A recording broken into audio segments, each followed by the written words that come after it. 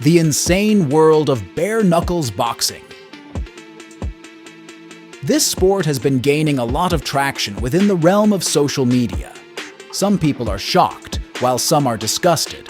But the real question is why partake in such sport?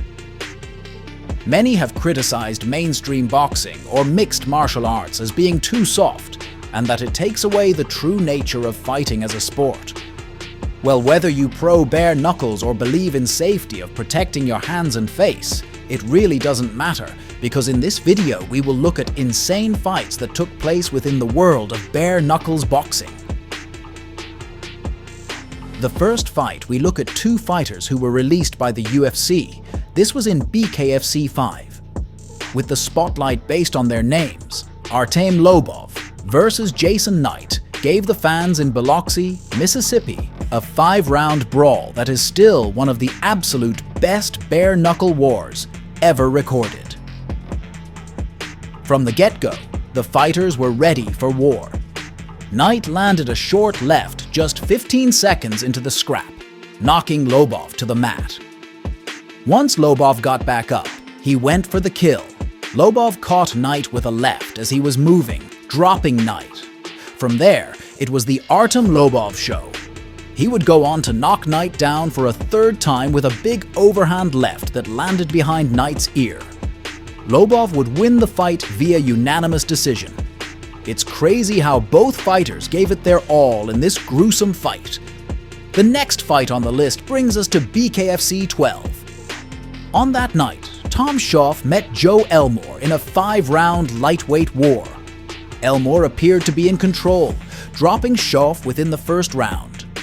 History was yet repeated when Elmore in the second round countered with an insane blow to send Schof on the ground.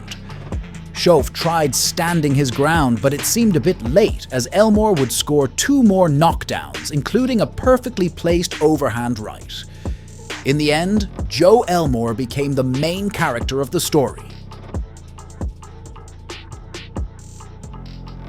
When Fera took on Helen Peralta at BKFC 7, it was a fight to be seen.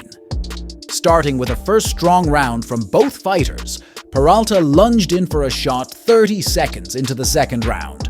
Pissed off from getting dropped, Peralta stormed back like a tornado, throwing strikes that overwhelmed and dropped Fera. For 3 rounds straight, Peralta would be in crazy pursuit of Fera. In the end, Peralta would score the win. BKFC 12. The incredible Julian Lane fought the notorious Thiago Alves. For 10 minutes, the two fighters threw heavy strikes at each other. Schof to grace the stage again. This time he was up against Diego Kio at BKFC 4. The two previously fought at BKFC 2 with Kio walking away with the victory by way of knockout. Hopefully Schof could redeem himself on this one. Schof scored a knockdown of Kio just 1:10 into the first round.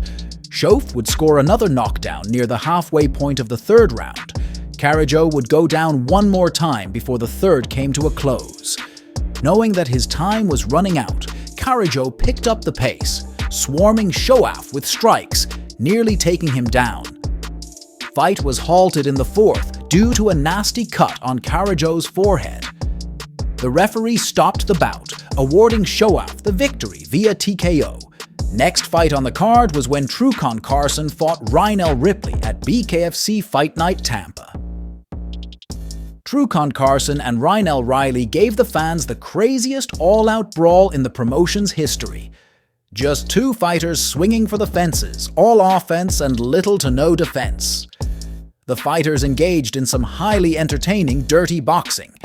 Taking an immense amount of damage, the fight was called off just seconds into the third round due to a significant amount of swelling around the eyes of Carson. Though the contest only lasted a little over 4 minutes, both fighters never let up for a moment, throwing bombs every step of the way. After his release from the UFC, Perry immediately joined the BKFC.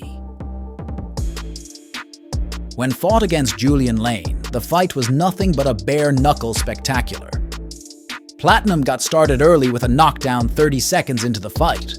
Lane stayed in the 5-round war, but a cut to his left eye made it difficult for him to see. Perry took advantage, taking a more measured approach compared to Lane's "let me bang" style. The fight was fire to say the least. If you found this entertaining, please consider subscribing and maybe leaving a comment.